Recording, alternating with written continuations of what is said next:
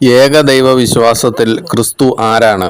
യഹൂദൻ ഏകദൈവ വിശ്വാസിയാണ്. അതായത് ന്യായപ്രമാണത്തിൽ പറയുന്ന ദൈവം ഒരാളാണ്. ന്യായപ്രമാണത്തിൽ ക്രിസ്തുവിനെ കുറിച്ച് എന്തെഴുതിയിരിക്കുന്നു? 82-ാം സങ്കീർത്തനത്തിൽ യേശു ഉണ്ടോ? അവിടെ ഏകദൈവവും ദൈവത്തിന്റെ അരുളപ്പാട് കേൾക്കുന്ന ദേവസഭയുമാണുള്ളത്. യേശു യഹൂദന്മാരോട് ഇപ്രകാരം പറഞ്ഞു, യോഹന്നാൻ 10:34, നിങ്ങൾ ദൈവങ്ങളാകുന്നു എന്ന് ഞാൻ പറഞ്ഞുവെന്ന് നിങ്ങളുടെ ന്യായപ്രമാണത്തിൽ എഴുതപ്പെട്ടിട്ടില്ലയോ?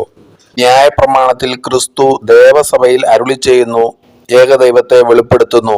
അതായത് യേശുക്രിസ്തുവിന്റെ അരുളപ്പാട് പഴയ നിയമത്തിൽ കിട്ടിയിട്ടുള്ള സ്വർഗീയ ജീവികളെ ദൈവങ്ങളെന്നും അത്യുന്നതന്റെ പുത്രന്മാരെന്നും വിളിച്ചിരിക്കുന്നു. യേശുക്രിസ്തു എന്ന മനുഷ്യനെ ദേവസഭയിൽ അരുളി ചെയ്ത ക്രിസ്തു എന്ന് വിശ്വസിക്കണം. യേശുക്രിസ്തു ഏകസത്യ ദൈവം.